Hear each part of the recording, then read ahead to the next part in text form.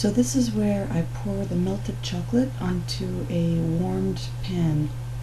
I just warm it so that it's still, you can still touch it with your hand, but it's hot to the touch. And you spread it with an offset spatula. You get a very thin, uniform coat. And then when you're done spreading it, you put it in the refrigerator to get quite hard. When you take it out of the fridge, you then let it sit at room temperature for a while, at 10-20 minutes. I forgot to time it.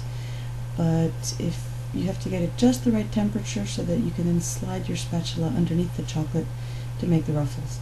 Now the first ruffles, as you can see, aren't very pretty. Actually, this was towards the end of my ruffle making session, so these are the best ones. But no matter how ugly the ruffles you make are, make sure you save them. Make them firm and get firm in the fridge, and put them in a Tupperware box and use them later. And you'll see it'll be quite miraculous as you start putting them in the top of your cake. The final result will look a lot better than those original ruffles did. This is my best ruffle, I think.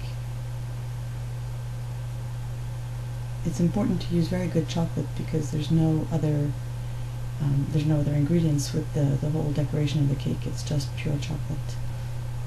And I used Valrhona 64%, I believe.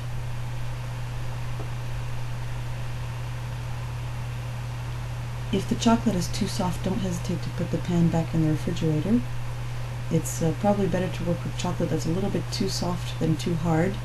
I always tend to start with chocolate that's too hard. If it's too soft, just put it in the refrigerator just for even a brief minute, and that's all it takes.